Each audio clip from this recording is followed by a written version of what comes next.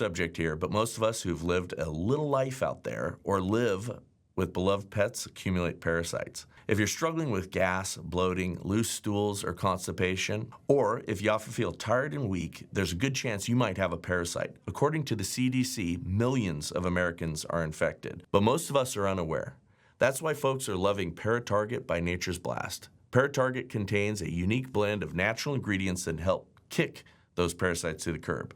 People who use it have reported better digestion and improved energy levels. Just one scoop mixed into your favorite room temperature or cold drink every day does the trick. You'll even get delicious recipes for a tropical smoothie and refreshing citrus sunrise mocktail. Try Paratarget for yourself and save 35% on your order today. Go to Nature's Blast store and enter discount code Bryce at checkout. That's Nature's Blast store to get 35% off of Paratarget. Enter Bryce, B-R-Y-C-E, at checkout. All right, welcome to the Bryce Eddy Show. So, hey, today my guest is a return friend of mine, one of my favorite people, and he's one of my favorite people because he's always right eventually. And he gets bounced off and booted off of stages and, excoriated regularly and then celebrated again because people know that he's right about these things once they catch up. Dr. James Lindsay, how are you, sir? I am all right. Thank you, Bryce. That was a pretty good introduction. Actually, just to jump on it, I kind of have started to recognize that a part of my job is what I'm referring to as being the psyops whisperer. And I just keep finding myself saying, I don't want to be the psyops whisperer anymore. There's like the upside is, maybe you derail a psyop and you feel better about you have a better outcome in society. But the point of friction where my face meets that experience is not that good, because you get the psyop gets everybody all worked up and they're in their emotions and they know what's true all of a sudden and we all got to go this way. And you're like, hold on, guys, here's some cold water. Let's calm down. This is what's really going on. And they're all up in their feels and they're like, you're the problem. And I get all the time, like you said, that I'm always right eventually. My life has been, James has been right about everything until this for 5 years. This newest thing is the first thing I'm wrong about. And it's been this perpetual experience of, that. So for 2 weeks to 2 months after a new psyop comes out, and I'm like, guys, they're doing it again. Don't let them set the hook in your face. I get ripped on. Then everybody's like, oh crap, it was a psyop. Thanks for telling us, James. It could have been a lot worse. And 2 months later, but for 2 months, it sucks. And I don't know if I want to keep being a psyop whisperer. Well, listen, man, somebody's got to be that person, and there has been. Yeah, but that person's unemployable is the problem. Yeah, no, that's why I wish I had a billionaire's bank account, because I would just be your patron saint, and I would take care of you just so that you could continue with this. And so let's find those people that really care again. And well, let me and just put it on the table. The Jews are not that are not those people, despite propaganda to the contrary. The $7,000 thing is not real. If I was getting $7,000, I would, even one time, it would be amazing. But that's not real. It's not a thing. Yeah. Well, of course, yeah. I've been lumped into that same world. Even just this morning, I'm called a Zionist shill every single day. And of course I responded, well, yeah, I think Israel has the right to exist. Thank you very much. And I mean, which is the, definition of a Zionist. I do believe that, Israel can be a country, and they can be, self-actualized, Middle Eastern democracy, and they can defend themselves. And just, saying that alone apparently means that we're all paid by them and, cashing these fat Israeli checks. Yeah, let me tell you, there are no fat Israeli checks anywhere. Yeah, and to this date, I have not received one. So, well, there aren't any. And it's funny because, Zionism is such a topic. There are really two pieces to Zionism, and only two pieces. One is that the state of Israel should be able to exist. And secondly, that it should be located such that roughly Jerusalem can be its capital. That's it. So it's that there's a Jewish state in the Middle East. with Jerusalem inside its borders, is more or less the entire proposition. And it's pretty crazy to think that, this has become this dividing line, not just on, well, it's not really a dividing line on the left. The left is just like, all these Zionists are Nazis, and they're all in. But on the right, it's become a real dividing line, and it's just a very simple proposition of national sovereignty, um, and geographic location for that state to exist, which of course was obtained by a land charter. I mean, we could get into the whole details of it, but it's just preposterous. Yeah, well, I mean, I do want to hit some of those details for the audience that don't understand, because there's so much fiction that has been out there as a part of the psyop. Hmm. What's been wild to me is the historical ignorance about the founding of the state of Israel, even by Christians who are all of a sudden, the Christ is King nationalist crowd is just as anti-Semitic as the weirdo, culty, Dave Smith crowd. Yeah.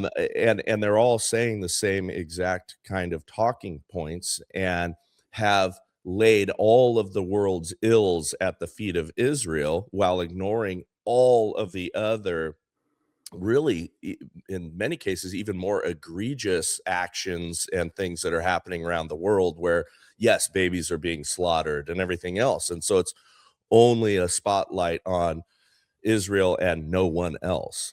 Right. Yeah. And so, just for full disclosure, as the time we're sitting down to record here, I am, in the strict sense that we just defined the word Zionist, a super extra double quadruple ultra Zionist for at least the next week, because I'm going there tomorrow. And it seems to be an exciting time to have chosen to go to Israel. Not that I picked the dates, but the thing is when the thing is, and I said, okay, I'll come to this. But if the U.S. decides to strike Iran, it's going to be a wild time in the region. Yeah. And here we go. So fingers crossed, the state of Israel deserves to super exist until I get home. Well, you like to be in an interesting mix at an interesting time, so I appreciate that. If it goes down and it goes down well, it's going to be like the coolest party in like 50 years. But there's also other things that could happen. Yeah, and along those lines, again, well, here, let's do this. Talk a little bit, just, I know you do this very well and very quickly and very clearly, but talk about the fiction surrounding the founding of Israel, a lot of the historical ignorance that's out there. Just give us a little bit of talking points there for the audience to understand, and disabuse them of some of this nonsense. Well, I mean, I was certainly sharper on this when I got back from Israel in October, when I had just kind of been briefed on it. I don't actually spend much of my time thinking about this particular argument. I actually think the argument is mostly a means to an end. It's a means to get people fighting with each other about the validity of the country of Israel. And the primary reason for that is to make sure that people on the conservative side in America, not in Israel, has nothing to do with Israel, are fighting with each other about something Yes. where they're not quite clear on the realities. But there was a Zionist movement. It started in the 19th century. It was, in fact, a socialist program, but the idea was that they were going to reestablish a state in what the Romans had called Palestine, in the region that it is now. And people came over and started trying to work on this and started trying to build it out, but it wasn't really going that far. The British actually controlled the area. They, until the, 1920s, I suppose, had a protectorate, included the modern state of Jordan. And then they struck a deal to be able to allow the state of Israel to start to try to come back into existence. And eventually we have World War II, we have the Holocaust, and it's sort of decided on the back of this that, okay, it's more complicated than that, because the British actually said, okay, this, the Israelis can have a significant chunk of this land, and they betrayed them on how much it was going to be on each side of the Jordan.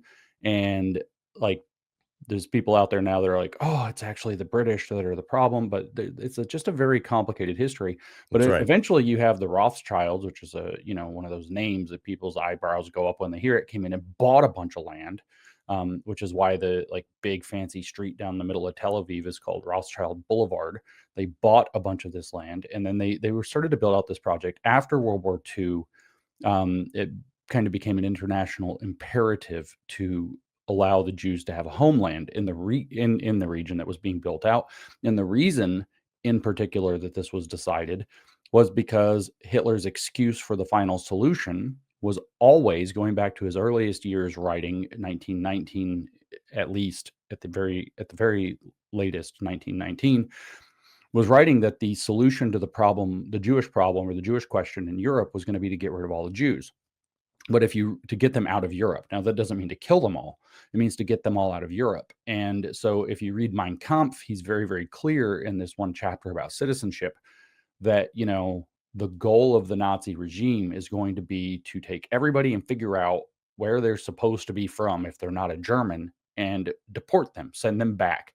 So if they're from some African country or whatever in their genetic heritage, you find that out, and then you send them back to Somalia or wherever they're supposed to be from, according to their program, so that Germany is for Germans. That's his famous remark: Germany to the Germans, America to the Americans, France to the French, and that he has. And that's actually in Mein Kampf as well. So he has this program, but he starts out that discussion of citizenship with, there are these other people who just don't have a state to go home to. You don't have anywhere to send them. And so at some point there was this, idea floated that they would basically conquer Madagascar and send all the Jews there. And then that is logistically impossible. And it turns out there's, especially with a war going on, a far more efficient way to get rid of all the Jews. And that became known as the final solution somewhere between 1939 and 1942. As that unfolded. And so the idea became on the international stage following World War II that, like, holy crap, they didn't have a place to go. Everywhere else, in theory, had Israel existed as a country during World War II, Hitler could have been deporting Jews instead of incinerating them. And I don't know that that's actually what would have happened, but in theory, that could have been a situation. So that goes into part of the rationale in 1948 to establish the state. Immediately, the Arabs in the region are like, hell no, don't bring the Jews back. They get really mad. They attack with 5 armies, even though the land was not stolen. It was British land, and it was purchased land, and all of this. And so they attack with their 5 armies. They're defeated by some kind of weird miracle. They call this the Nakba, the catastrophe, that they lost this war of 5 armies against the still disorganized state of Israel. Israel seizes upon a momentary circumstance in the law to formally establish itself as a sovereign state. Ben Gurion is behind that. He's the one who actually achieves that. And then, it's kind of territorial disputes. The British had cheated them out of a bunch of the land they were supposed to have, including Jerusalem, had given that to the Jordanians. And in the war in 1967, if I'm not mistaken, the 6 Days War, they were attacked again. Israel was attacked again, fought off the armies in 6 days, as everybody knows from the name of the war, and recaptured Jerusalem for themselves and established approximately what we consider to be the modern geographical region of Israel, which is basically like hammering out its own security all the time. But the mythology is that, these bad people came in and stole all the land. But, like, frankly, the British had been controlling it for a long time. And if you want to take it up with the British Empire, that's fine. And then people bought the land. There's all kinds of legal arrangements. The problem is that a lot of the Muslims in the region did not recognize the idea of selling land to a Jew. And so Jews can't buy land. Therefore, it wasn't a legal purchase. And therefore, if it was a Muslim land, Muslim-controlled land, it cannot be bought by a Jew. And that's a kind of a problem that persists to this day. Therefore, they don't see this as as legitimate in any way or legal.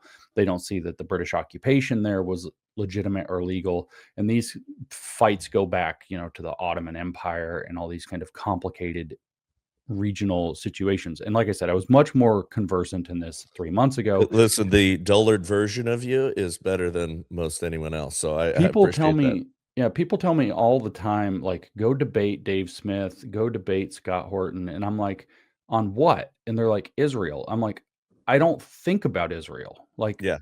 I don't, there's Well, details here, right? If you want to debate somebody about a subject, you have to study the details. It's like, I'm not studying the details of the foundation of Israel because I understand. And people are like, well, why not? And it's like, because the reason for the debate is not about Israel. The reason for the debate is to make conservatives fight with each other. And there are yep. already people, Coleman Hughes took Dave Smith apart like he was a kid. I mean, it was just tremendous. Yeah, no, Victor I mean, David Dave Smith has come argues. in. Yeah, Dave Smith argues like a child. I mean, there's certain people I can't stand because they are, gosh, they're popular with an idiotic base that is really, all about their vibes and feelings. And Dave Smith runs away from really good points, and runs away when he starts to get chopped up in a debate, and his ignorance is shown. He just does this. Well, I just don't like dead kids. Yeah, I yeah, mean, yeah, yeah, and that's his, like, you listen to him do it all the, I'm sorry, and he does it in that yeah, comedian, yeah, yeah, kind of forceful, passionate way. Okay, fine. I just don't like dead kids. And yeah. that's that. And what I was saying earlier is, I'm noticing that entire group of the Dave Smith people, the Candace Owens people, the Andrew Tate was on Patrick Bet David's podcast, talking about his controversy in the limo with Nick Fuentes and all these guys. And by the way, don't keep that company, Andrew Tate, if you are trying to rehab your image. He's, you're hanging around, a bunch of absolute turkeys. And so, that sneako, idiot that, oh my gosh, that guy, most of these folks, Candace Owens said, and I've talked about on the show too, Jeremy Boring behind the scenes, that she believes what her audience believes. That's the Mhm, same thing with the Sneeko. That's the same thing with all of these guys. They're trying to grab this wave of where they think people are going, and they mhm. kind of ride it. And it seems like all of those, that group of fellows, that flock of people are like that. Those birds, right, that Yeah, are the doing Starlings. this. Yeah, and those, so yeah, it's the Starling crowd. They are all of the same characters. The Ian Carrolls of the Mhm. world who, I spent a couple, he was here in Idaho for a couple of months. I invited him and got him hooked up to come to AmFest because I thought at first he was a sincere guy. Ended up I had to pay a bunch of things because he didn't show up for the hotel. He didn't, there's a bunch of little things that I got kind of stabbed in the back on. And then 2 weeks before Charlie's death, he's talking smack. I mean, and these are guys that were welcomed in, that you would expect would be gracious and thoughtful. And but no, I realized that they're about as complex as a puddle of water.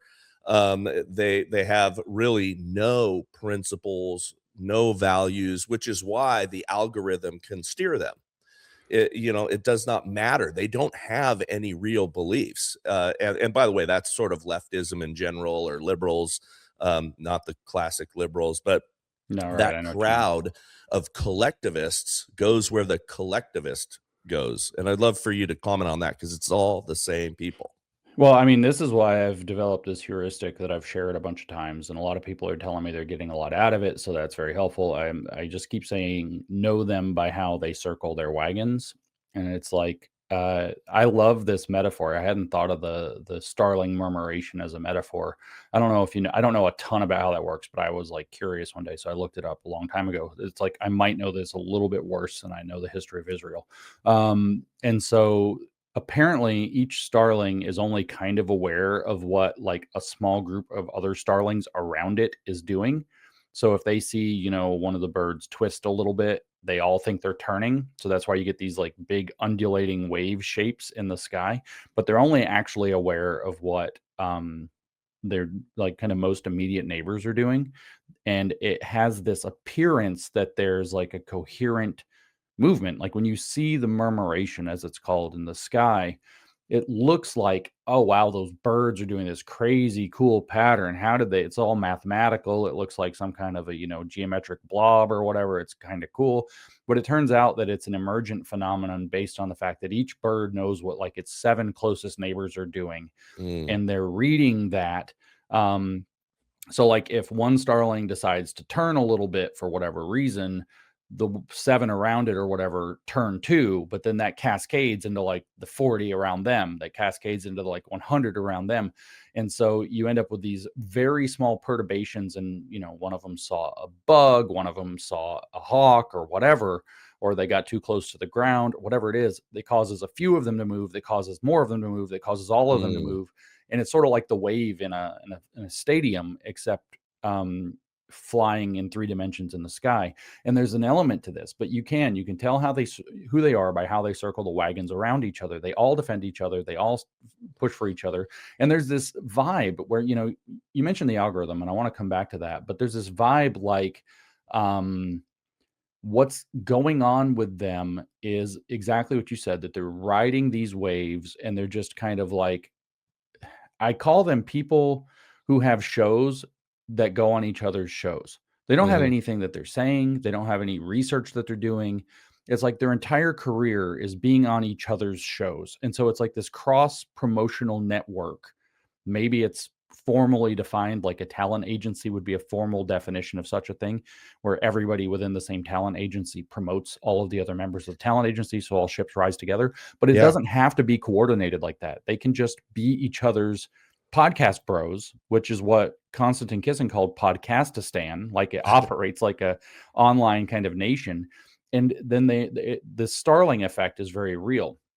But the algorithm. So what you're saying is I'm accidentally brilliant. I have my moments of accidental in a brilliance. way, definitely accidentally brilliant, or on purpose brilliant. You just saw something. But the algorithm is the key element to this dynamic if we want to stay out of the waters of it's deliberately coordinated, which, by the way, some elements within that network probably are deliberately coordinators. Okay, there probably actually are infiltrators or CIA or DNC operatives or CCP operatives or whatever embedded within this. So they're starlings that become the cue for the whole crowd to start to follow. But the algorithm is a key tool for this. Because a lot of them, I had a friend of mine who's in the Gen Z, and he said recently to me that people in my generation, meaning Gen Z, look for views the way that normal people look for oxygen. Like they breathe views, right? So it turns out algorithmic velocity is an incredibly important variable in our lives that we don't think about. Algorithmic velocity refers to the idea of like how quickly your stuff gets interacted with on social media, which tells the algorithm you're going viral, which causes the algorithm to reflexively feed your stuff back into the algorithm up higher. And so this was actually a study was done showing it's a small sample, but the data are strong. The analysis is strong. They try the same people who circled the wagons all circled the wagons around this and tried to discount it. But it showed that there is a tremendous amount of artificial algorithmic velocity contributing behind Nick Fuentes' posts on social media in particular. As a matter of fact, he has more than Elon Musk, which by a lot, even though he has an account 1/1,000,000th of the size or something, or 1,000th of something. I don't know, 100th. I don't know. It's a lot smaller, and 100th of the size. So Nick Fuentes has 1/100th of something like that of the followers that Elon does, but he gets more engagement in those crucial periods, the first minute, the first 5 minutes, the first 10 minutes, the first 20 minutes, the first 30 minutes, that tell the algorithm that something's blowing up. This has to be, paid attention to. Well, the algorithm is tailored around, Elon has said what the X algorithm, for instance, is tailored on. It's around maximizing user seconds.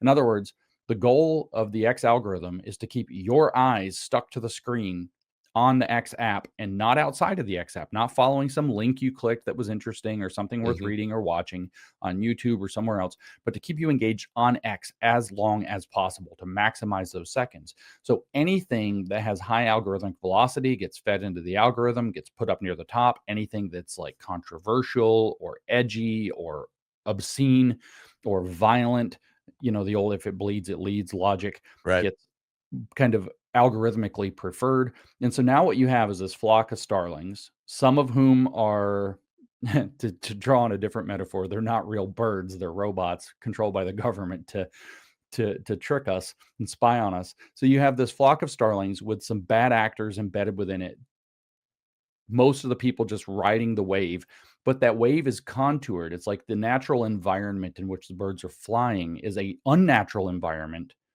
of algorithmic contour, of algorithmic manipulation. So you can imagine that like there being a bunch of people on the ground with things where they clap their hands and make a lot of noise and scare the birds in particular directions.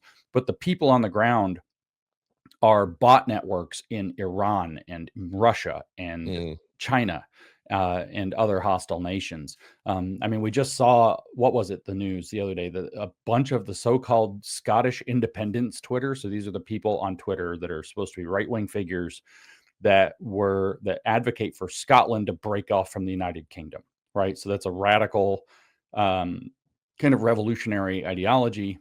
So a whole lot of Scotland independence Twitter disappeared when the huge thing broke down in Iran and they turned their internet off for a bunch of days. So Iran turns its internet off and the Scottish independence movement online disappears until they turn their internet back on. Like, Mm. I wonder what's going on here. You have Yeah. bad actors that are guiding that flock of birds to do certain things, both through algorithmic manipulation and through embedding of, a paid operative maybe who doesn't have any principles but likes a $7,000 check and guides people to fly in certain ways. And then, of course, the accusation that Israel, which I again assure you, if you want to get your flight paid for when you get invited to Israel, you're going to wrestle with them because they don't spend any money by government law.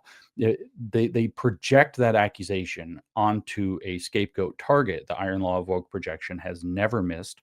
And so they point out, oh, this other place, the bad guy place, is the one really doing that to distract attention from the fact that they're the ones doing it. Wasn't that Yep. an Alinsky tactic? Accuse your Oh, yeah. enemy of what you're doing. So that's the game. And that's like, for me, it's really weird because like I was talking to my wife this morning. I got up and I'm like, I don't even care what my messages on social media are. I don't care what people are saying in here. It's like, it's just all this. But it's like, I was going to say theater, and it is to a degree, but it's better to think of it as like it's a flock of stupid birds getting led around by some Yeah. government drones. Yeah. Yeah. No, I find it fascinating again because they are that interconnectedness. They're the exact same people. It's the exact same crowd. And yes, you see the bots regularly. You can usually tell. But there's enough of them that do, like, what are we doing now? And people go that direction, and then they all jump on you with the same talking points. They all hit you with the same stuff, and yes, it is projection.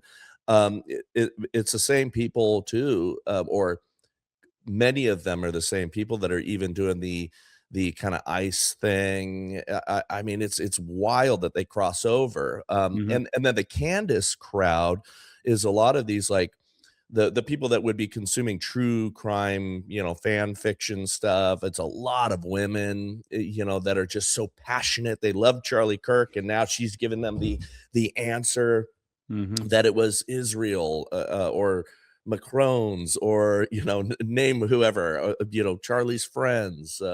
Turns out You we know, can't just blame middle-aged white liberal women anymore. It's just middle-aged white women overall. and it's Um, it's bizarre because yeah, it is people. I mean, I've seen people that I was friends with and knew personally that are saying some of the dumbest things that I have ever heard online now in this whole entire dust up, and it's wild to watch. Um, Dude, it's and absolutely crazy. and I so mean, many of in the them literal are sense of crazy. yeah, I mean, so many of them are proclaiming deep, intimate knowledge of Charlie and Erica's relationship and, acting, as if they were some very special close friend of, everyone. I mean, it's just wild to witness. It's part of the probably one of the most disconcerting things that I've watched, and to watch the entire movement that we've built up to, try to save the country and the world from this whack leftism, this woke, just suddenly devolve into like a gossip mudslinging pit is just Mhm. kind of incredibly demoralizing. It's incredibly sad.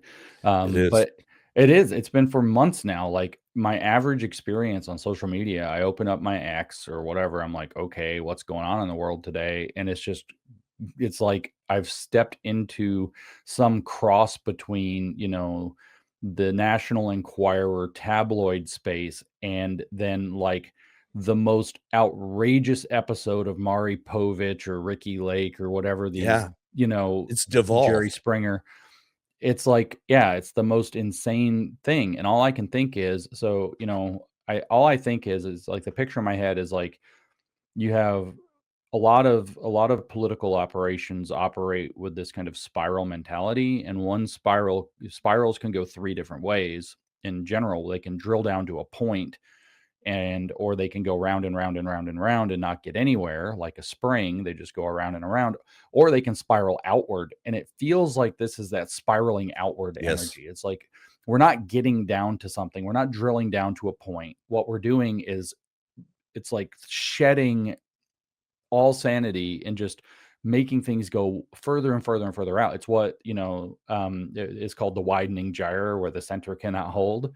It's Mhm. like that energy is what we're dealing with that whole corner. But again, you see the same behavior, the know them how they circle the wagons. I don't know if you've ever played this party game called Werewolf, or I don't know Oh, if the yeah. Secret Hitler We game is the called it same game. I think we Mafia. called it Mafia back in the That's the day when I original name played is it. Mafia, but when it came into I America at I first, they called it Werewolf. Okay, so me and my buddy were so incredible with that game. If you threw us into the mix, Mhm. we could manipulate couples into breaking up and never speaking again. I mean, it was wild because we would just drop these little bombs into it, and if Yeah, he yeah, yeah. and I we happened to be on the same, team, or let's say we were the mafia or whatever, I mean, we would cause the whole entire party to just crumble into shambles, and Right. So the neat part of that game, though, is that you don't get to coordinate with each other. You just know who each other are, right? right, So the Mafia or the Werewolves, the bad guy team, all you know about each other is who the other ones are. So right, then when it comes into like somebody's died and now you're going to have discussion and somebody's going to get axed at the end of the, kind of I don't know, the reality game vote the guy off dynamic mhm, of each round. All you have are these people, like you and your buddy don't go in the other room and say, "Hey, let's do this." right. What you do is you sit there and you play something and he ad libs off of That's you right. and you ad lib off of him and And the we were other friends guy. since kindergarten, we're like brothers, so we knew Correct. what each other were thinking, and it was just, So fun. what that shows though is that you don't have to have like a central planning agency that's sending out the memo. This is what everybody's going to say. That's All right, you actually have to have is a network of people whose job it is, whatever Ian Carroll says, back him up. Doesn't matter. Just right. and all you need is a You're just network. agitating with him. That's right. Whatever direction they go, we all go, right? And where we go, one we go all. The QAnon psyop, like literally, is that mentality. And so, what that shows is what that game proved. That was for people who don't know that game. The game is it's a game where you have some players who are the mafia and some players who are the villagers or the city dwellers or whatever, and the mafia are trying to kill all of the normal people, and the normal people are trying to figure out who the mafia are and either get them arrested or killed or whatever, depending on the framing of the story. It's the same idea. So you have a small group of actors who are the bad actors, and they get the advantage of knowing who each other are, and it's their goal as a de facto team to eliminate the other team completely. And then you have a large group of people who do not know who the good guys are and the bad guys are, and it's their job to figure out who the bad guys are and get them. And you play one round at a time, and then everybody votes, and one person gets killed at the end of each round. But the bad guy team also gets to pick one person to kill each night to kind of set the stage for what's going on. So this goes a number of rounds, but they've done a lot of simulations, and they've done a lot of like forum people play these games on forums and so on. And so they've done a lot of tests on this, and it turns out that it depends on the numbers of how many mafia versus how many normal people or how many werewolves versus villagers or whatever. And there's some other variables that go into it. But generally speaking, the mafia always wins, or nearly always wins. It's like 75 to 95% of the time, depending on the way it spreads. So the point is, this was developed by actually a Russian psychology student. And his point was that a small number of actors who are coordinated with one another, even if they cannot share information, have a gigantic structural and strategic advantage over a large number of actors who don't know who the good guys are and who the bad guys are. And so that's why I think this logic of know them by how they circle the wagons is so important, because the one thing, if we were actually playing a game of werewolves, the one thing that would, or mafia, the thing that would, like if I'm on the villager team, right, and I'm trying to figure out what's going on, I need to know the mafia guys by how they circle the wagons around each other. Like they're going to always protect each other and deflect onto somebody else. And if they're smart, they're going to deflect in a way where it piles onto one guy who's going to be the guy they get rid of, which is the guy who kind of understands if they're smart, right? The guy who understands these dynamics is the guy they're going to take out first, so that they only have sitting ducks. And so anyway, the point is that a small number of actors merely who know who each other are can destroy a large number of actors who don't know who the good guys are and who the bad guys are. And I think that this is an intrinsic important part of this story. And so what we have is a network of people that, for whatever reason, some of it's, organic grifting kind of things. Some of it is likely that they're in some kind of a network working with each other, cross promotional networks or whatever. Or maybe there's something a little more nefarious to it, are able to throw the entire conservative MAGA movement into disarray. Candace becoming a key node, a dungeon master of the game or whatever. And then all the Candace land cult start to just, go with her. And then you have this whole network of people, Megyn Kelly and so on, for instance, for whatever reasons. Oh, she's just a young mom, leave her alone. They come out and defend her. They circle the wagons around her when she takes the step too far. And what it does is we're not actually killing anybody. What we're doing, or, taking people out of the game, what we're doing is getting factions to fight with each other that were previously united.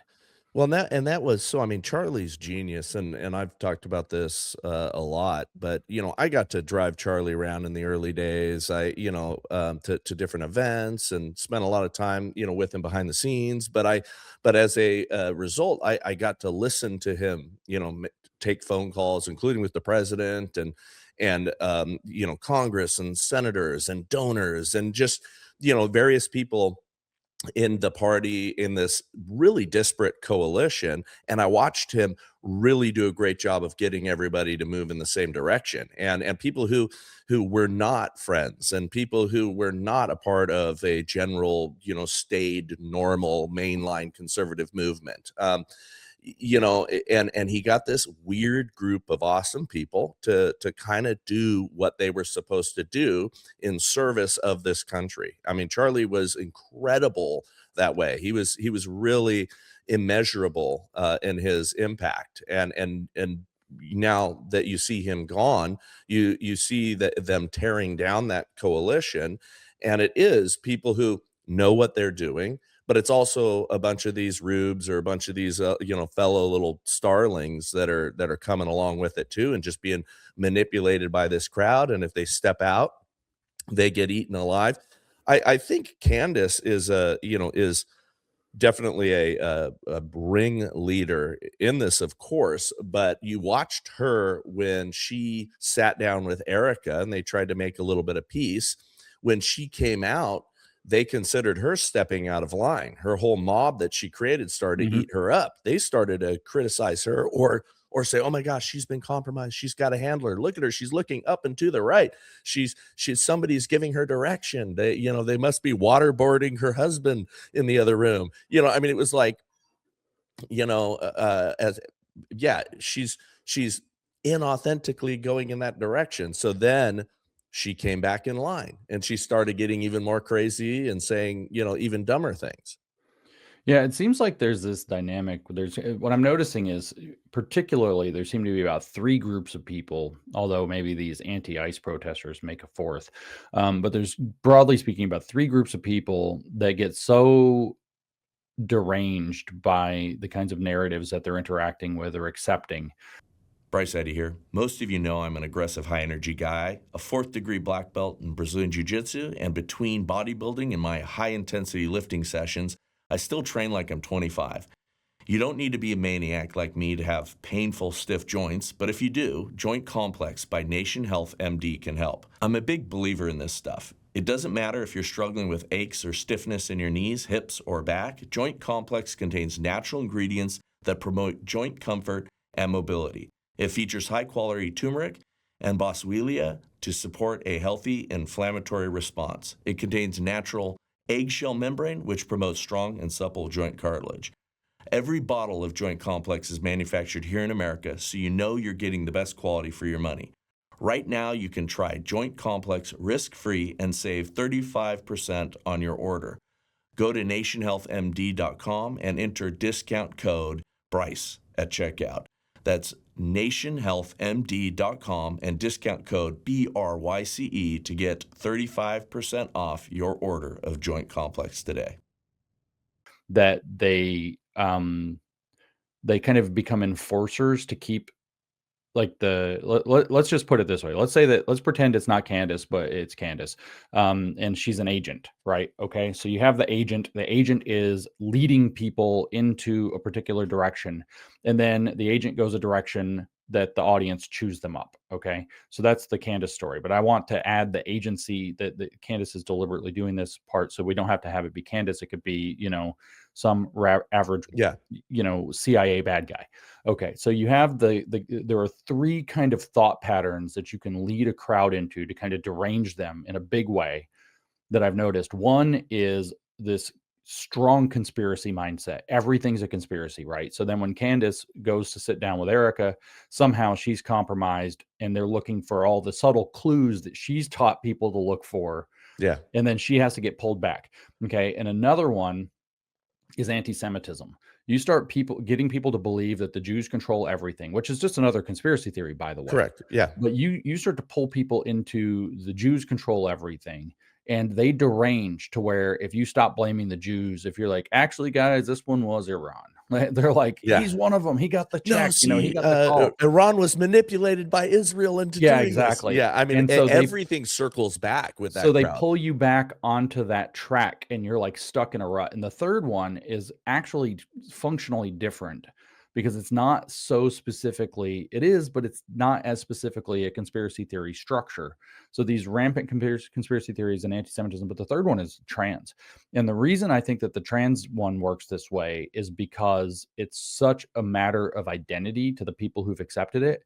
And it's kind of so existential and consequential that the people that are involved in it can't let it go. And I bring that one up because I need to stress this is an issue where it comes to, say, transition surgeries, as people call them, on minors. This is an issue that the Democrats are upside down on, 85-15 or thereabouts. That is an insanely unpopular issue. Yeah, and they can't get off it. It's like 6-1. This is why they can't get off of it. They can't get off of it because it's so existential to the crowd that that if they try to deviate, if they try to course correct and get off of this unbelievably losing issue, then they get dragged back into the rut by the people that they've deranged. So the dynamic is that you derange people to do your will, and then you become audience captured by the people you deranged. And those three domains are three domains in which you see this play out. Now, a fourth domain, actually, I said maybe it's the ICE thing in Minnesota, but this is no. Another one that's happening right now, and it's easy to forget as an American because we're Americans, is what just happened with Mark Carney with the Canadians. He has old ladies in Canada posting up on social media, like publicly posting, I'm 73 years old. I've lived a good life. I am still a good shot with my rifle, and I will go lay on the border and die to stop an American invasion. And all the Americans are like, a what? Somehow Mark Carney has held up like the puppet of Donald Trump and the Trump derangement, and not only got himself elected through this, but then went to the point of fully deranging Canada into believing that a U.S. invasion is imminent, that be openly partnering with Islamic regimes and the CCP is net beneficial and good. If you go on right now, Canada Twitter is unreal. It is Okay, like, unbelievably, as we're speaking, I just got from one of my guys who's Canadian, has worked for me for 15 years. He just sent me a little link to a Carney speech. He said, "Interesting speech. Have a watch before you automatically slam Canada, at least." I, dude, some of the stuff they're saying is unreal. Like America is going to invade Canada. It's going to be yeah. this. They're training their military to prepare for they're running simulated war games to see what would happen if how long Canada will last if America invades. And then you have like Canada Twitter right now is like America is run by a dictator and China has always been good to us. It's like, what the Oh my hell are gosh. you doing? And Yeah. so now you have like the entire country of Canada on the liberal half of the axis, which is to say like 3/4 of it is also functionally deranged to the point where even if its leadership wanted to go somewhere else, like if you could snap your fingers and get Carney out and say Pierre Polyev in, um, they're not going to allow it. I mean, he'd be a complete loggerhead with his population, and they would do everything they could, as they did in the previous election there, to make sure he's not in. He lost that giant lead, and this is all off of Trump derangement syndrome, which is Yeah. this other kind of insane. I mean, we saw it with COVID too. These insane, deranging, existential threat things get into people's brains and literally make them crazy. So is this just, the nature of human beings that this is just going to be a continuous thing that exists as long as humanity exists? The answer is no, because this is actually mostly a relatively new phenomenon. I read a Okay. book. It's And it's by Mark, driven by what, just the social social media media. connectedness? Yeah, Yes, that's right. makes It sense. is it is a way of exploiting social media in order to create these outcomes. And the algorithm problem we talked about earlier is not helping the situation. But there's this book, it's called Revolt of the Public, and it was written by Martin Gurry. I'm pretty sure it's Revolt of the Public. I might be mixing it up with another book, but this is like 2014, and it talks about the role social media played in the Arab Spring and what this signifies kind of for the future. And it's like really on point. Um, it's this idea that you can basically whip up a population into what amounts to the foundations of a color revolution extremely easily is going to be a permanent fixture of social Wow. media so long as we're interacting. This is not to give them any credit because their goal was ultimately just rank censorship to control us. But when people on like the Democrat or the weird Europeans to this day are saying we need to control the net messaging on the internet, if they had a good point, this is actually their good point, which is that obviously they're going to do this to us. So we can't trust them or accept their argument and dip into censorship. But the point that they're making, if they had a good one, if somebody sat down and boiled it down to something sober, this misinformation, disinformation baloney, is that you can actually foment color revolutions or revolutionary mentality or conspiracy theory insanity in significant groups through social media in a way that's unprecedented. And the fact is that we don't actually know how to deal with this. My solution to this is not censorship, although some of the pieces might sound a little bit like it. I think that governments need to take cyber warfare in the social media sense, not just like hacking banks or power grids, but the fact that you can do information and psychological warfare via the social media environment. They need to take that seriously. Yeah, So, agreed. for example, it is my opinion that Iranian bots should not be able to significantly affect Scotland. Yeah. And so Britain and Scotland have a vested interest at the military level to secure not from Iranian citizens, but from Iranian bots and to start to try to solve that problem.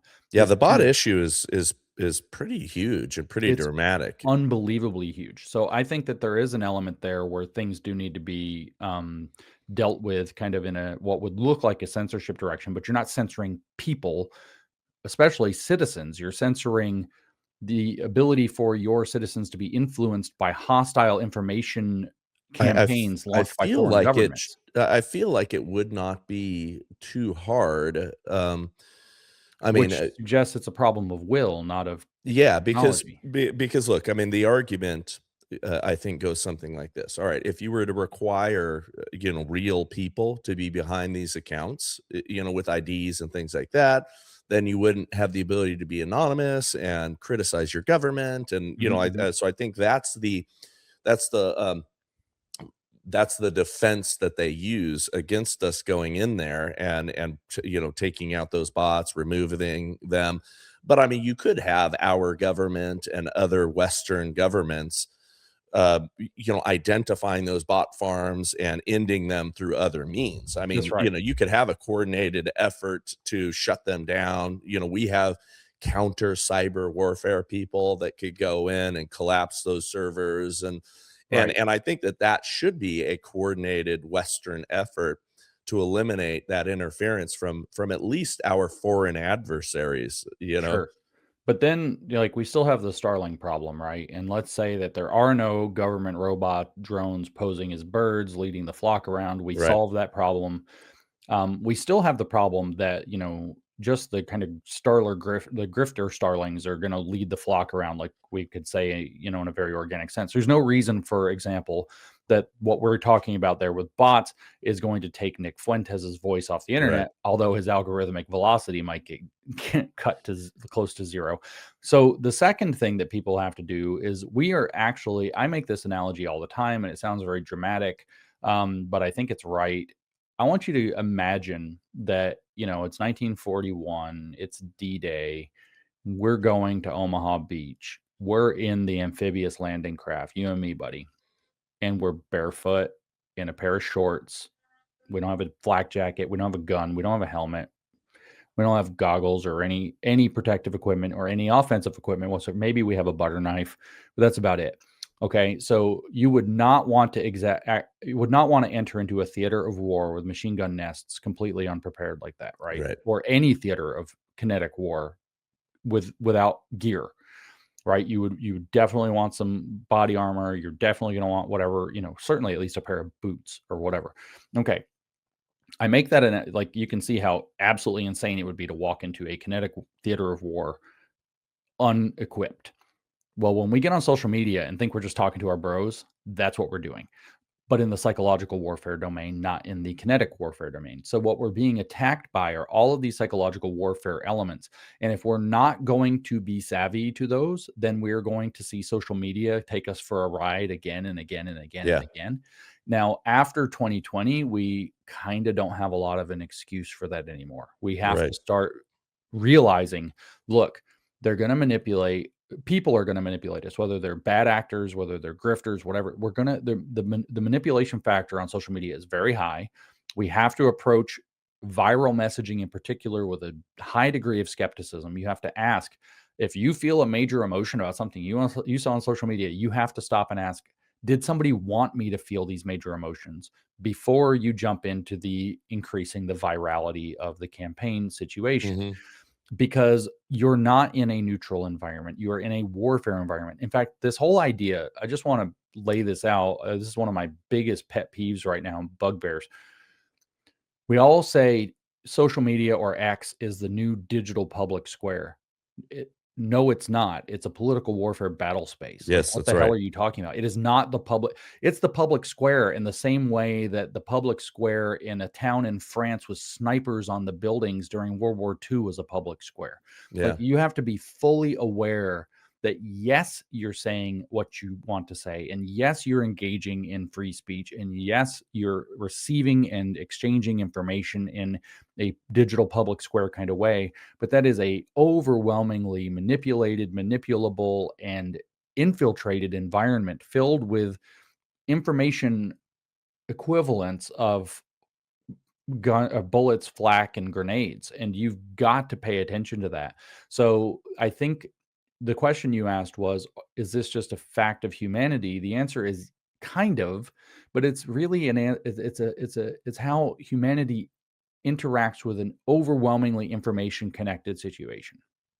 Just to give a quick example, when all this crap with ice popped off in Minnesota, sometimes you might have, I don't know if you've ever had these, Bryce. I have this moments a lot now where I have this like dissonance, right? Like, you live in two worlds at the same time, and Mhm. like the worlds don't line up with each other. And I like sitting there, I'm looking on my phone, I'm seeing all the videos of, like, the woman getting shot in the SUV, and like all the other crap, and all the protests, and like all the drama, and the trying to get ICE to punch him in the face, or whatever that other lady was doing. And I'm watching all this, and I'm like, flashback to 1985. In 1985, I would have no ability to know that's going on. That's Now right. you say, so I'm here in Tennessee. I have no idea stuff's popping off in Minnesota. And so you say, that's the good power of social media. You know what's going on in the world. But this is the dissonant moment where you suddenly realize, I don't need to know what's going on everywhere in the world all the time. There are a lot of things that actually It's not are good not, for people. it's not. And honestly, a lot of the fights that come up on social media are not your fight. I get why you're involved in them, but the more like kind of like political online personality you become, the more pundit you become, the more you feel like every fight in the world is somehow your fight because it went viral on your feed. Now you have to be involved.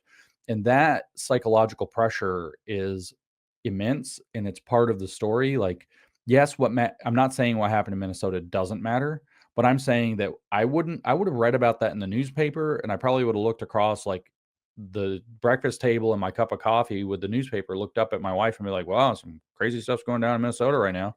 They're attacking cops.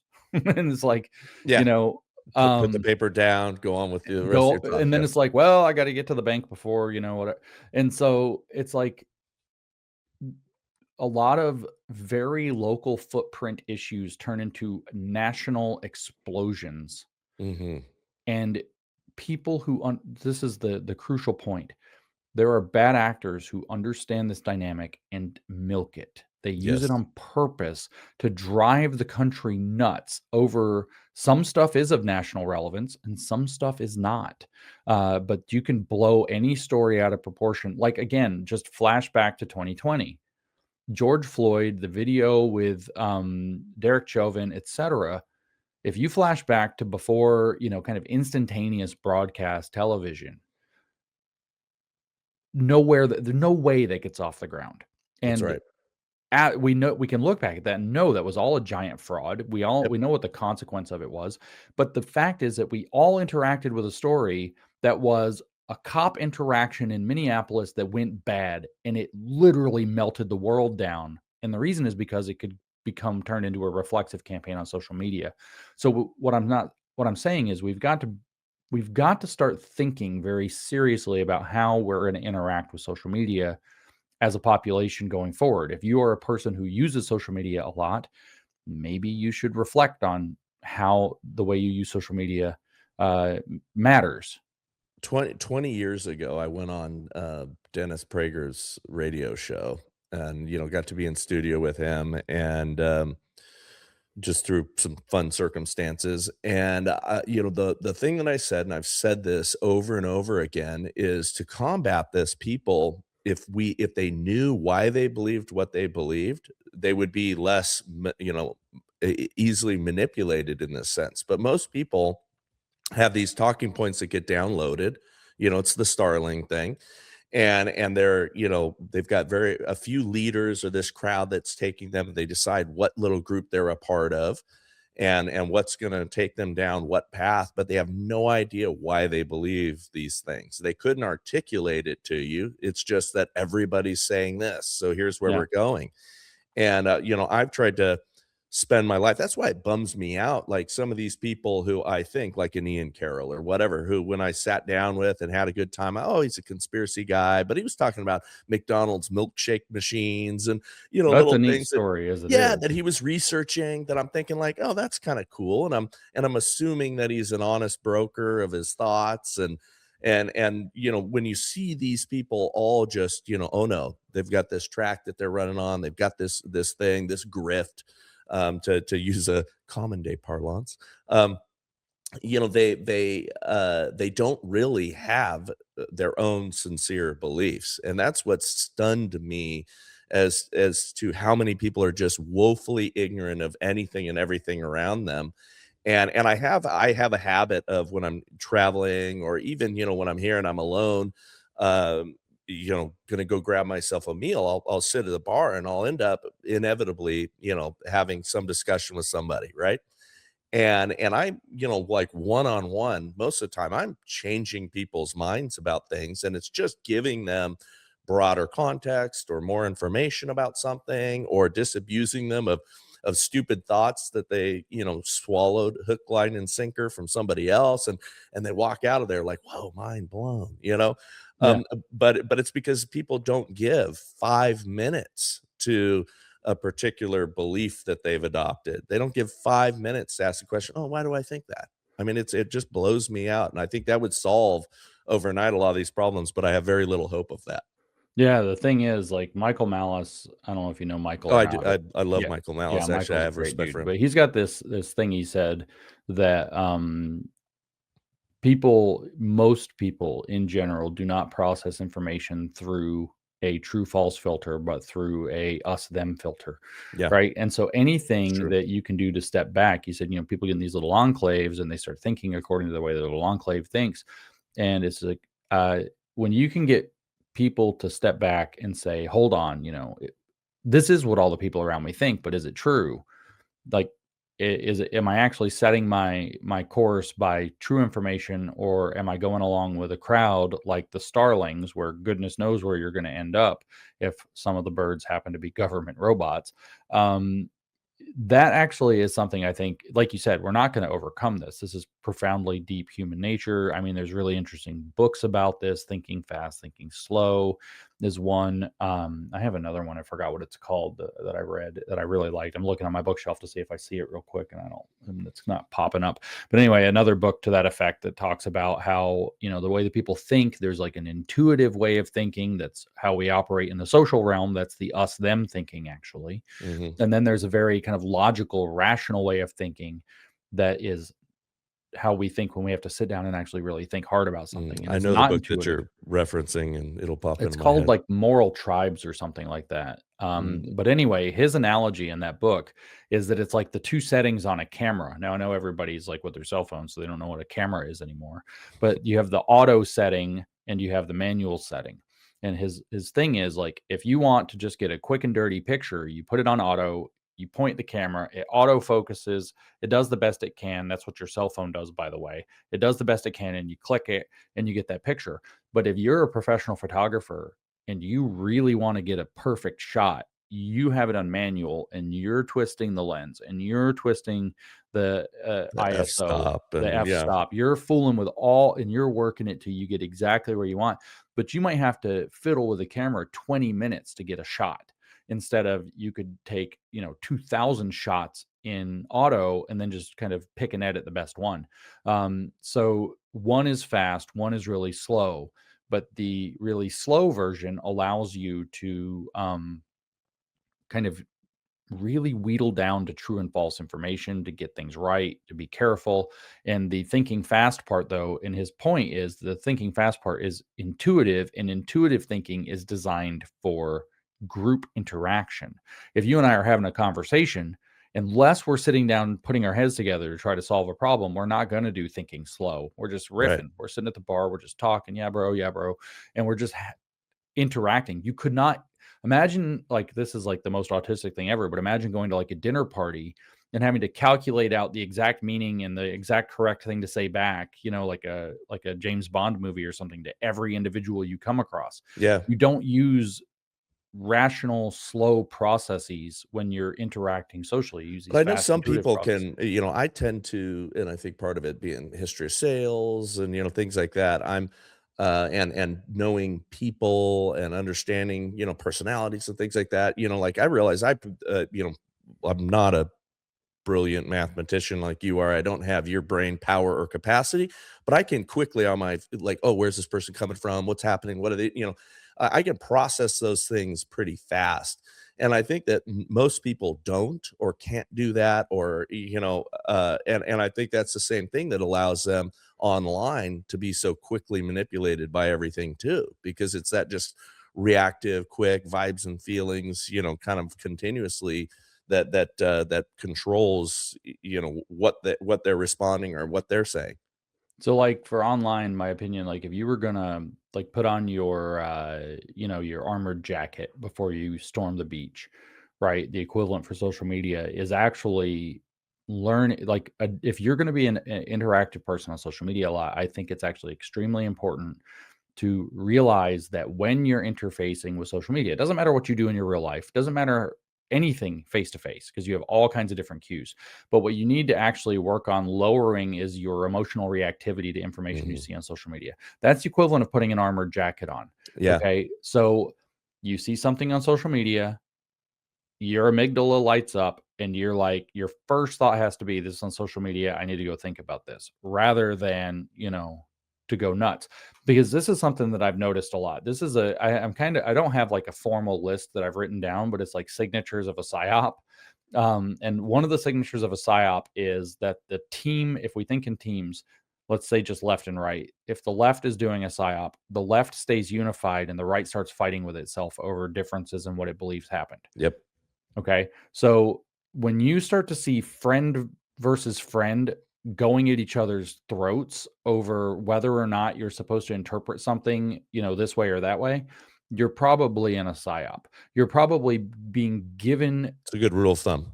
yeah, you're being given information that an emotional reaction leads you one way and a detached rational analysis leads you another way. And then obviously, like, rationality and emotion mix like oil and water, and now you have friends fighting friends.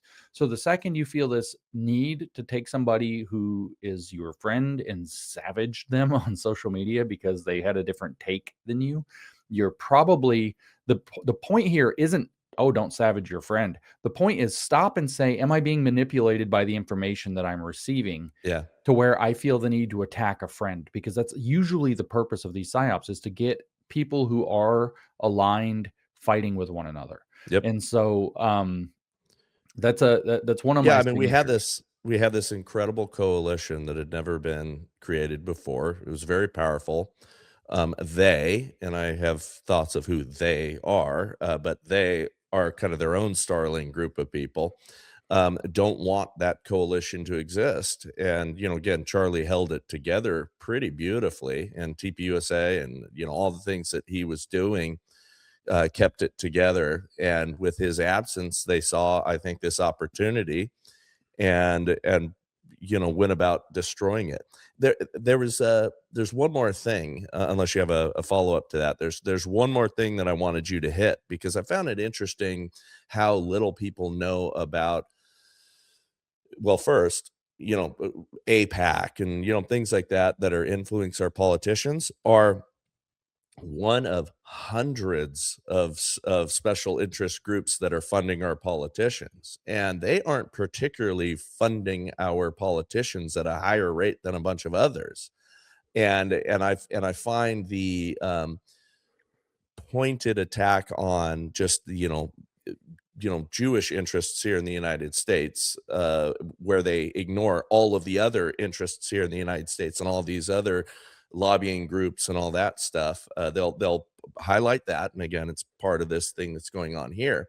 But also, the other thing they attack is the funding that we do with the state of Israel, and what we give the state of Israel, which is it's not as cut and dry as people think it is, and actually it's good for us on Very in good for several dimensions. And so I'd love for you to touch on that so people understand that a little bit better. Well, first, the logic here is this. So you may remember back when, like, the feminists were nuts about this concept of rape culture and, Mhm. like, what would they? So here's a fact. This is a true statement. Some very frequently, we'll take butch lesbians out of the equation for simplicity's sake, but very frequently when a woman is raped, a man did it, right? Well, here's a true statement that is very misleading. Men do rape, as in more than one man, plural, men do rape. Now, it doesn't matter that it's under 3% of men do that, and 97% of men not only don't do it, but are so viciously against it that they would go kick the shit out of somebody that they found out who was doing it if they Yeah, found I'd out. string them up myself if I saw it. Yeah. So this is what, but then they have the statement men rape, right? So this is this kind of like, it's not a hasty generalization as the logical term goes. It is a completely malicious, unfair generalization. That's And right. so the same thing is happening here with like IPAC and so on. They know that they have this, the feminists know that they're trying to demonize men. Well, here you have this idea, and they know that a lot of people can be seduced by that. line of thinking. And plus you get this messy argument where you would come back and say men don't rape, some men rape, and they're like, well, it's all men who rape. And you can have this stupid linguistic argument, and they have this advantage, this asymmetry there. Well, the same thing here. AIPAC does this, Jews are funding our politicians, and then you focus down. Well, most Jews don't fund politicians, and Right. there are a lot of other lobbying groups that also fund politicians, but you're able to focus it on a particular target group where you can get a fight going. And again, the point is to split people and get them fighting over this.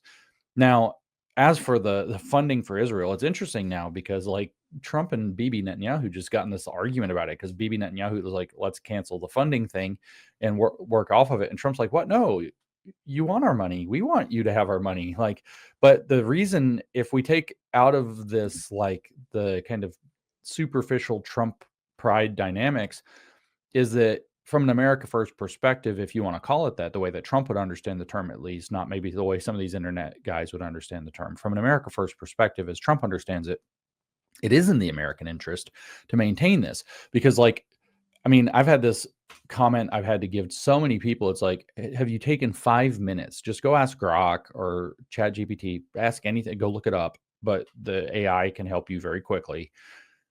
Go look up very neutral. How is of the 3 point whatever billion dollars, it varies from time to time, 3.8 right now, I think, $billion the United States is giving in foreign aid to Israel. How is that money apportioned? How is it used? And what's the return on investment for the United States?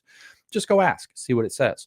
And the first thing you find out is something like 97% of the money is allocated for one and only one purpose, which is the United States gives Israel money and Israel buys military equipment from American manufacturers and contractors. And it turns out, so that's like America is saying, we're going to give you our tax dollars and you can only spend them on specific types of things in American stores. And so what happens is the American government is sending money to Israel that then comes back into the U.S. economy through these contractors, which of course are profitable corporations. It turns out that just that money flow in terms of those contracts, if you work out the things according to what at least Grok told me, might be directly and secondary responsible for as many as 12 to 15,000 U.S. jobs in manufacturing jobs and related things for these contractors. So you're bringing billions of dollars out of the taxpayer pocket into the American economy. Now you can say that's this kind of, neoliberal military industrial complex kind of stimulation of the economy that we don't want. But to say, like, I've talked to so many people who think we're just giving $3 billion to Israel to do like whatever it wants with. And it is not whatever they want with it. The overwhelming proportion of it has to be spent on American defense contractors for specific things. Now, some of those things are things like they have 3 different missile programs in Israel. There's also about 500 million goes to directly buying the rockets that go into the Iron Dome. So the ammo for the Iron Dome is another project. But they have these 3 kind of rocketry programs in Israel, and I forgot what all 3 of them are called. They all have different names. One of them is called Arrow, and so Arrow is like I think it's the mid-range rockets, the ones that you could shoot, say, from Israel to Iran in that level of distance. Well, it turns out that Israel is super, super good at very specific technological R&D on defense equipment. So the Arrow program actually innovates on these rockets unbelievably well. And then that innovation then gets shared back with the manufacturers, which increases our capacity to produce better defense equipment for ourselves, which is exactly what America First, if that's a mentality, requires. We need the best stuff. And so what we end up doing is outsourcing through this program the expensive process of R&D to people with a very high level of specific need, so a very high motivation to do it for themselves, who are then happily sharing it back with us. And so we get a massive R&D bonus off of this. And then, of course, there's the intelligence sharing aspect of what's going on as part of the relationship that's not necessarily directly part of that money.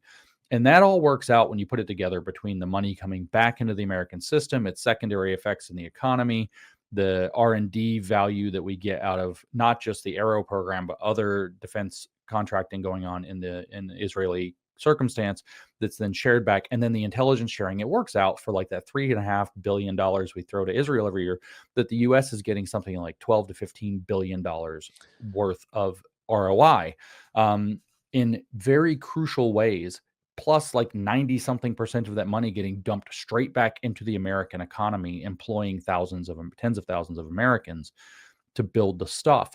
And so it's like the idea that, I hear, so Charlie did this focus group after the Student Action Summit in July. And he sat down with all these kind of TPUSA chapter chairs.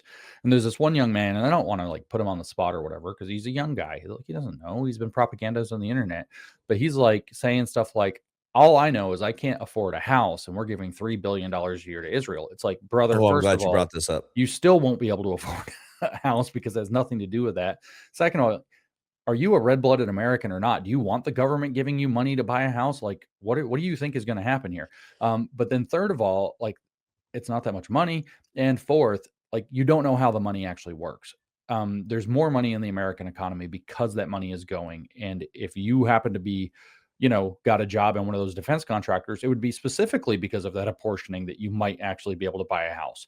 So it's like, it's so confused in terms of what's actually happening. And a lot of, I think that is deliberate, but thankfully we do have tools like Grok, which they'll just say is Jewish controlled. But Yeah, of course. That's exactly where they go. You can go ask it very neutral questions about how this money is used, what we get back for it, what it does.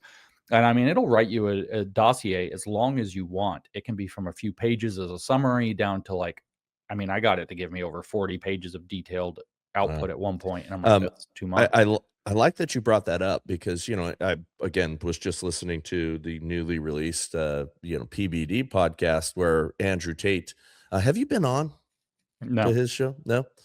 Yeah, you should if you get an invite. I think it's I think they do a pretty good job, just talking to kind of anybody. And Patrick Bet-David, I think, does a good job with the interview questions and even giving a fair degree of pushback on folks that he has on. But Andrew Tate made a point that I think is really astute in what you said there. That kid brought up, hey, I can't afford a home because of Israel, essentially. That is driving a lot of anti-Semitism. His point is that a lot of the feelings that have been behind the rise of the easily manipulated, algorithmic blow up of anti-Semitism is because these kids are feeling that they got a sham deal. They're not able to afford a house right now. They can't live the life that the boomers lived. And so therefore, whose fault is it? Oh, it's Israel. And so, they feel that way. And then it gets sent to them, or downloaded to them on the internet that it's Israel's fault. And, therefore it's the Jews that are preventing me from living the life that I want. And everything traces back to the Jews. Every evil in the world is therefore now because of them. And that I think is a pretty good point. Well, I mean, they do feel this way, but like you said, these propagandists are mislocating the feelings. And as Ben Shapiro has very controversial, I think he's right, but he's very controversially injected that there are other reasons. There is a degree, honestly, of entitlement attached to some of these attitudes. I agree. And it's easy to prove that there is because of the way that they've reacted to Ben Shapiro and the ways that they've reacted to Chris Rufo when he said certain things on very public ways. So they do feel this way. But, when you mobilize people into radicalization through their feelings and target a scapegoat group, we call that woke. And so like literally with this, people felt a certain kind of way watching George Floyd die on the video, and they believe this narrative that got channeled into police racism, and we need a racial reckoning, and we called that woke. It's the same kind of mentality, but there are actually complicated forces here involved. In some ways, there are, just to speak to any young people that are hearing it, there are ways that you're getting a raw deal. I'll tell you right now, the overwhelmingly most dominant way that people who are under 35 in this country have got a raw deal is that they all got scammed. Not 100% of them, but the vast majority of our country got scammed by the colleges and universities. Yep. And that scam is a complicated thing. It's not like, oh, they did it. It's actually super complicated. It was like a huge mess of bad decisions, some of which were probably intentional, some of which were not, some of which were very organic, like this belief coming out of the boomer and into the Gen X era. A lot of the boomers understood, because their parents worked in rough factory jobs and they know what that was like, that college was the gateway, and that's what their parents and the greatest generation wanted them to have, was the gateway out of, working in a steel mill, and going to college is how you do it. So we end up with this giant cultural narrative, which you can say the boomers promulgated, but their parents actually created it because they wanted their kids to have a better life than a Yeah. hard industrial job. And the narrative is you go to college to have a better life. You go to college to get a good job. The colleges played on this Yep. as that all opened up in the 1990s, and they're like, how do we get as many people in as possible? And you have Bill Clinton. What are his intentions? I don't know, but basically creating the federally underwritten student loan situation. Yeah, and then they got cheap money, and then they developed bigger, better campuses, food programs, beautiful stadiums with it, and then That's right. and The then sold them universities, designer stupid degrees.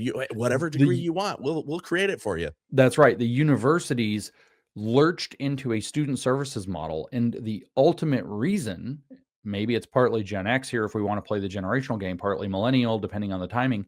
The reason was because this was happening when I went to college, and I'm at the young end of Gen X, right? So Yeah. this was I knew you were a Gen Xer like me. yeah, this is a Gen X sliding into millennial generational situation that we were facing.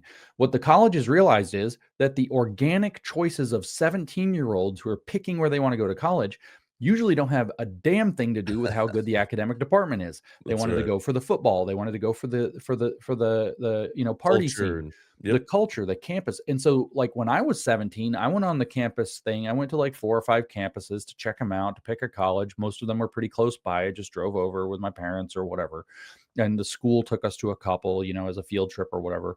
So we went to kind of college visits, and any of us were on the bus riding back for the school trip. We went to Vanderbilt, and we went to Sewanee, 2 kind of elite colleges on this one trip. And so we're coming back, and all we're talking about on the bus is like, ooh, I don't want to go to Sewanee. It's a tiny campus. They don't have anything. Look at the dorms were gross. And it's like, that's all we cared about are the dorms like a suite? Do you have your own bathroom? Is there a bowling alley on campus? Can you go to the movies without leaving campus? Do you have a $10 million new fitness center?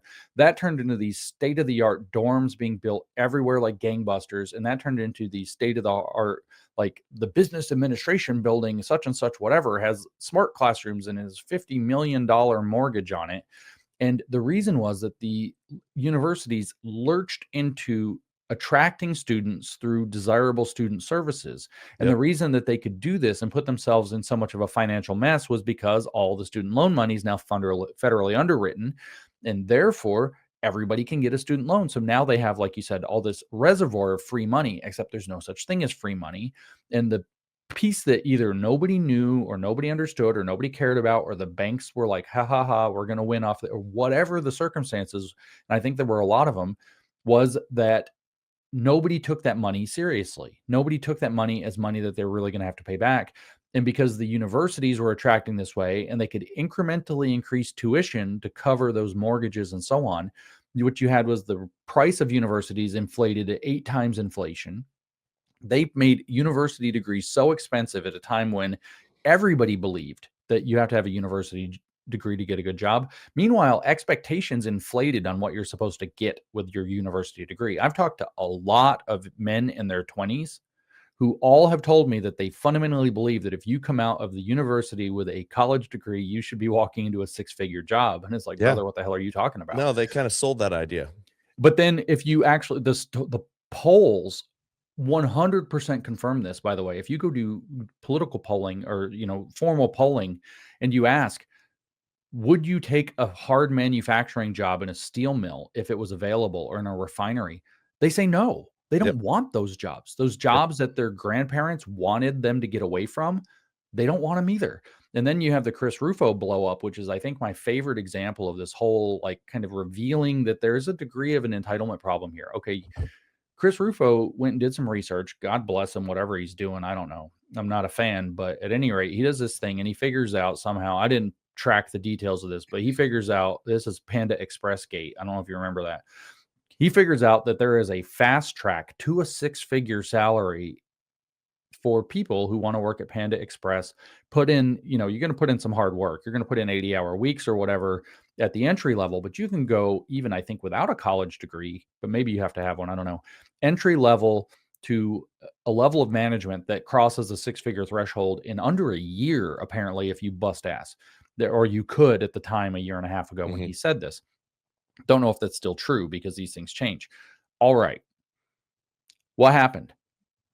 This whole crowd, the same crowd, by the way, that we're talking about, the Starling crowd, comes out and is like, Chris Rufo thinks white people deserve to work at Panda Express. Oh, so you don't want those jobs either, but you don't want immigrants to have them. So you don't want immigrants to have the Panda Express job. You don't want white people to work the Panda Express. Who the fuck do you want to work the Panda Express job? And it's a 6-figure job and you're snubbing your nose at it. So for all the boomer culture that they're mad about and saying boomers are entitled, I don't know a single boomer that didn't have like crazy, awful jobs that they took because they were grateful to have a job. Period. So there is a difference in mentality here that can't be denied. I did finally, this. Oh, go ahead. Go ahead. Sorry, There's I one did more this piece of this story. Yeah, I did this 2 things can be true thing with jumping into one of those debates. It's totally true. That was kind of, the Generation Z and the Boomers were arguing. And man, I got it from both sides like I've never seen it. It was so funny because I was saying, hey, Boomers ruin things and Gen Z is entitled. And that was kind of my thesis. And they were like, F you, like both of them were going on. And I just said, hey, listen, I'm just the best generation sandwich in the middle of you fools. Me too. I am not saying that Gen Z doesn't have some raw deals, but they have a lot of advantages that they're also not able to see. Now, here's the other piece of the story where there was another giant blow up, which was when Ben Shapiro, this is all going on about the affordability. How did Mandami get elected? Well, Ben Shapiro is talking about, he ran on affordability. That was an important issue to a lot of voters. They turned out in New York, and obviously there are some other factors because it's DSA involvement and blah, blah, blah, whatever. And plus it's New York City. So like, whatever, but okay. And he's talking about the affordability thing.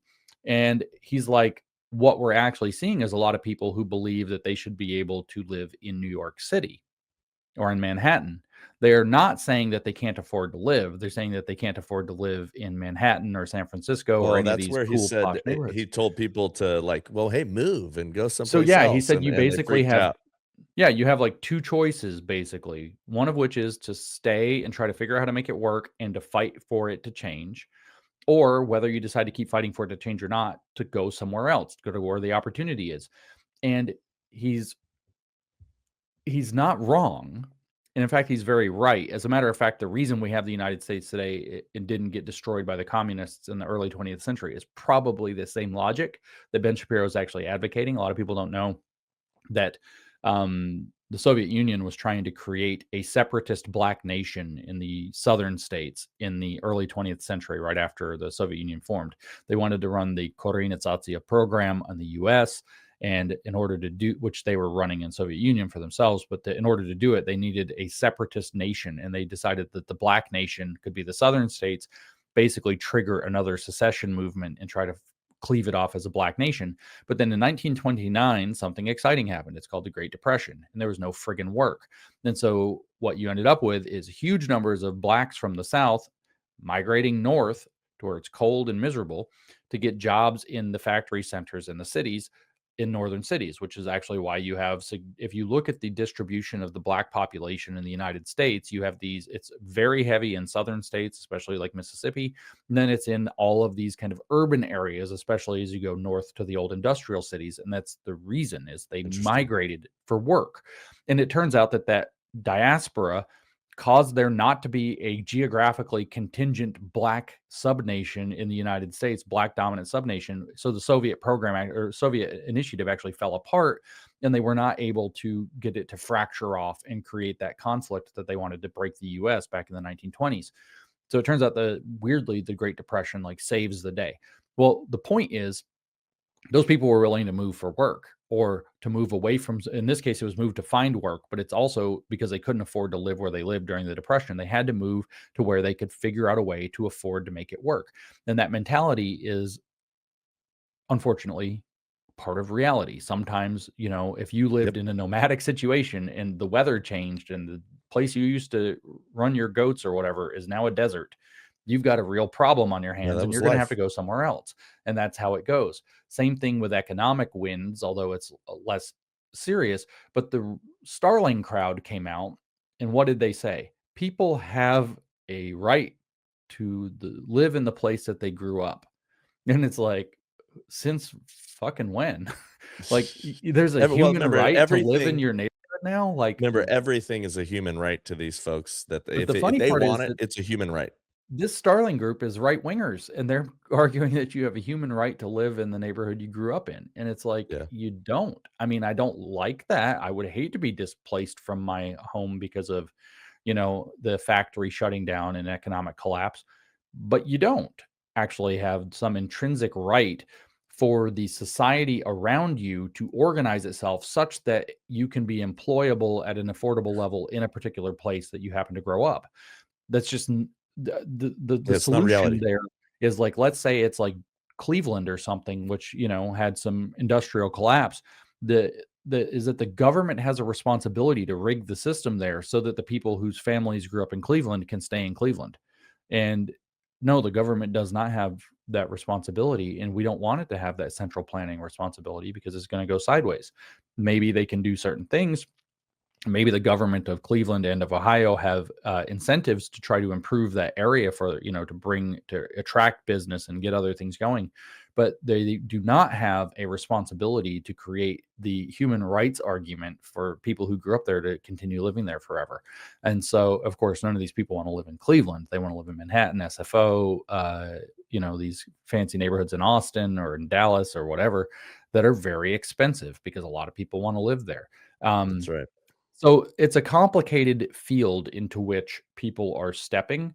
And when you say Tate makes a good point that yes, indeed, people are feeling this, and then they're able to explant that in a very simple way onto a scapegoat group that they can, or a scapegoat situation they can blame for it, whether it's Israel in the specific, whether it's this vague thing they call globo homo that's ruining everything, and the neoliberal order, the post-war liberal consensus, that are these kind of vague things that demand revolutionary action. The point is, you have a very complicated situation that has created, in some ways, a deal that is actually raw, that you actually Yep. feel. But then we have the woke lived experience situation, which is where you have your experience and then it's given an overlay of a particular theoretical interpretation of that experience. It's the Jews that did it, or it's the post-war liberal consensus offshoring all your work. And that interpretation mixed with experience is the lived experience thing we all have called out as bogus on the left. And it's actually more complicated than that.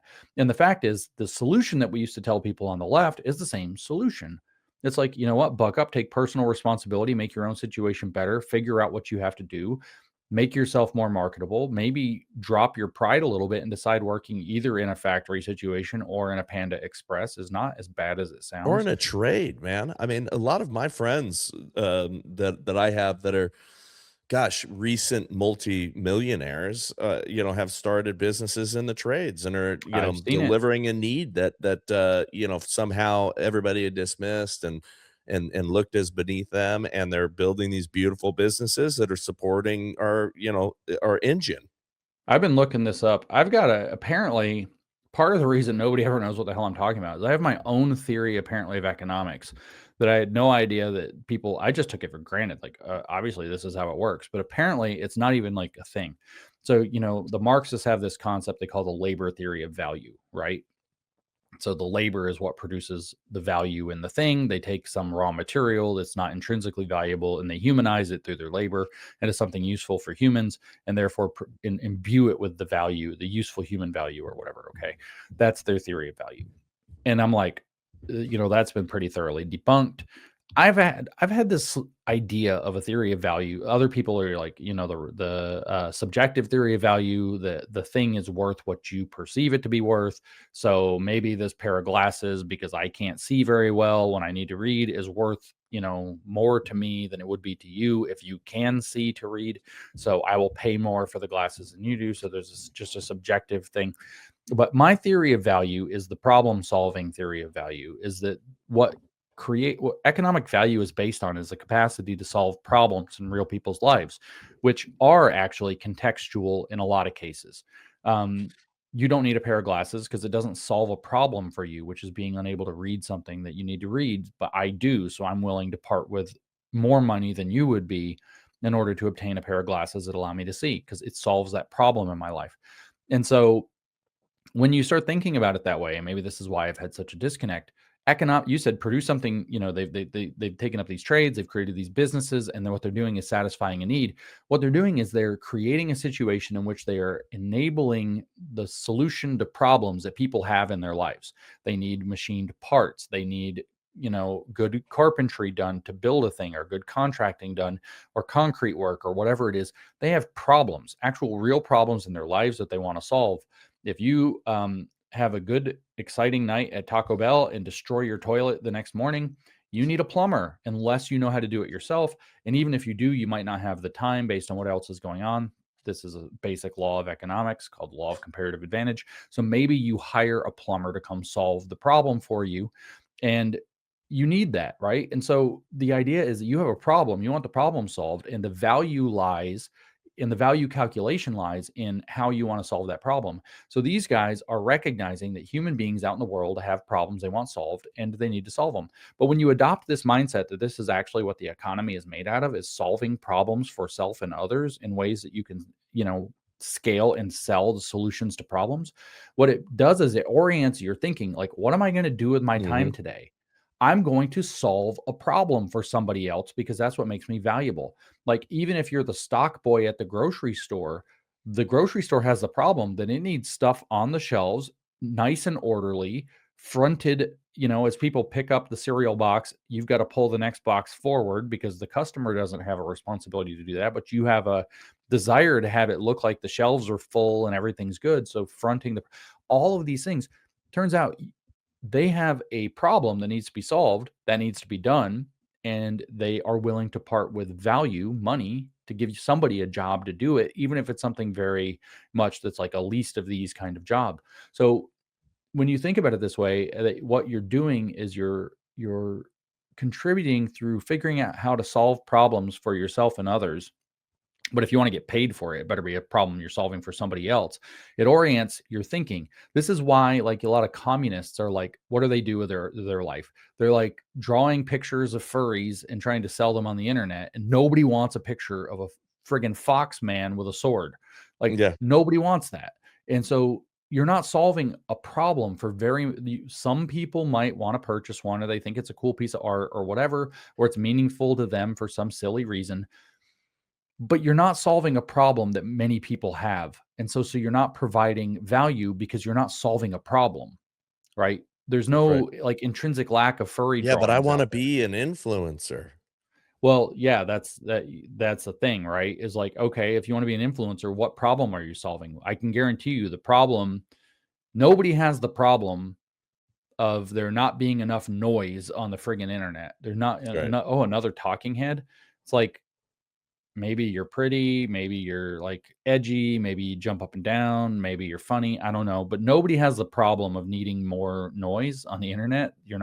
So if you better figure out how you're going to solve a particular problem, is what I'm saying, if you want to have a marketable product. Because my theory of value is that value is created by solving problems, and wealth is therefore the accrued capacity to solve problems. If there's a hurricane, how much damage it does and how significant that is to the coastal area that it hits is directly a function of how much accrued wealth you can throw at the problem.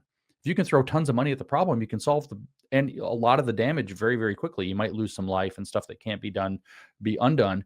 But with enough money, anything that's just physical damage, you can undo almost as fast as it can be done by physical law, if you're willing to throw enough money at it. If you're willing to throw billions of dollars at restoring a damaged neighborhood, you could tear down every single house and rebuild every single house identically to the way that it was before it got wrecked, if you throw enough money at it, and quickly, if you throw enough money at it. So wealth is this kind of stored capacity to solve problems. Now, nobody would do that after a hurricane. They wouldn't rebuild neighborhoods physically identically to what they were as fast as possible, because that's not a problem that actually needs to be solved. People need shelter. They don't need their exact neighborhood back. There's no problem that needs to be solved. So it's like, this is a very, I think about this actually a lot. This is a very important way to reorient how you think about your engagement in the world. And I think a lot of young people would benefit from this. If you That's want right. to have a successful circumstance, a successful business, like, I'm sorry, but your gender studies degree or even your history degree or your poli-sci degree probably isn't solving a lot of problems for a lot of people. And you're not going to have a very viable experience. And so you're not going to have a lot of value coming in, and you're not going to be able to buy the things you want to have in life. If you want to increase your value, you find problems that need to be solved in the world, ideally ones that can scale so you can solve a lot of other people's problems and turn a profit every time you contribute to their solution. In other words, you sell a solution to somebody else and make a profit off of each sale.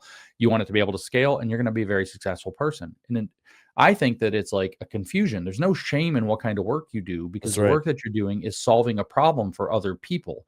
And so there's dignity in helping other people solve problems. And the magic of capitalism is you don't have to care about the person at all. All you have to do is want their money. That's right. That's You don't right. have to carry Wow. it. So for strangers, you solve people's problems. And I think like this is like how shit works. But Yeah. if you adopt this, if you're 22 and you adopt this attitude, your thought process isn't like, how do I get a job or how do I do? It's how do I bring something of value into the world that other people need and are willing to part with money for, which might be being the stock boy because the grocery store has a problem it wants to solve, or the existing corporations have a problem they want to solve, so they're willing to pay people, or it might be taking up a trade, or it might be becoming an entrepreneur with your own cool invention, or it might be taking a track where you work for somebody else to get experience and hands-on and to get a taste of the world, and then find something that you could innovate from to become your own entrepreneur. And that kind of pathway, this is like A, high agency, B, internal locus of control, and C, like the like it is the road to success, instead of this kind of like passive external locus of control. I'm going to go to college and I'm going to get a job afterwards. It's just kind of whatever. No, you got to have this like go-getter attitude. And it's like, how do I solve a problem for other people? How can Oh I be man, that's useful brilliant. for Yeah. others? Well, listen, I think I started this out by saying you're brilliant, and you are, and I appreciate that because that is so clear, so clearly laid out, such common sense. I think you gave the kids gold, and they should be listening to you there. I appreciate you so much, brother. I consider you a good friend, and love every time we get to hang out in person. And I've got some occasion to come to Knoxville coming up here, so if you're around, I'm gonna make sure I coordinate a little time to hang. So Yeah. And I let me know. We'll see what we can yeah, do. yeah, and likewise, if you're visiting Nashville anytime soon, which is where I'm spending about 50% of my time, I'd love to link up with you there. Yeah. Yeah. But yeah, and I'm sure we'll see each other again at an event soon and all that. But I so appreciate you. You have over the few years that we've known each other given me a ton of things to think about, a lot of gold. You have been consistent even in the face of all kinds of hate, all kinds of efforts to cancel you over and over again. And like I started out, you always end up being correct, even if you're on the cutting, bleeding edge of everything all the time. But I appreciate you, man. Somebody has to do that. And I wish it paid better. Well, sometimes it does. Thanks. Well, it always comes back around, but no, I genuinely appreciate you, man. I'm glad to call you a friend, and I will see you soon. Yep. Take care, man. Yeah, yeah. Well, hey, how do we hit you up? How do we support you? How do we follow you? Just give all those details out for everybody, please. Yeah, so newdiscourses.com is my website. So I think it's on the screen, It is. newdiscourses.com. And if you want to support New Discourses, it's 0% like institutionally funded. It is all like volunteers like you who decided to subscribe. And so there's a subscribe or support this work button. You can go click on that, and I definitely appreciate it. So newdiscourses.com is where I publish all my stuff. You can find everything, all my podcasts, all my articles, lots of videos. And if you want to support me, that's there. I'm on social media at Conceptual James. And for the people who've kept up with me over time, it's exciting. I now have a Facebook page again, Facebook kicked me off for a very long time. They finally said they could not give me my old account back, but I could make a new one. Has the same handle at Conceptual James because they completely nuked from their servers that I had ever existed. They had deleted me so hard. But I am back everywhere at Conceptual James on social media. All right. Well, thank you, brother. Appreciate you. To God be the glory, and we are out. All right, Bryce, Eddy here. Hey, so you have seen the news. The world is in chaos. We have all kinds of geopolitical drama right now on the world stage, and we are indeed in a second Cold War. So I want to talk to you today about protecting your household's future, starting with your finances. The signs could not be clearer. Gold has surged past $44.50 an ounce, and silver is blowing past $80. That's a historic record for both of those. And the biggest names right now on Wall Street are predicting even more growth due to all of the economic events. Their price targets are climbing as high as 6,000 on gold, $100 on silver. On top of this, we're seeing more and more instability, and nations are trying to undermine America's influence and dollar dominance. That's why I've partnered with American Independence Gold. Buy gold, folks. This company is veteran owned, and they give back, donating proceeds to Tunnel to Towers in honor of our first responders and heroes. And here's the opportunity for my listeners and supporters: you can receive up to $10,000 in free gold and silver credited to your account with qualifying purchases, of course. That's real physical gold and silver, tangible assets you can hold in your hands to defend your wealth. Don't wait until it's too late. Go to BryceEddyGold.com. That's BryceEddyGold.com, or call 888-670-7011. Again, that's 888-670-7011. Take action today. Protect your family, strengthen your future, because freedom and security are not handed to us. They are preserved and fought for by the choices we make. This is Bryce Eddy for American Independence Gold. Freedom isn't given, it's secured.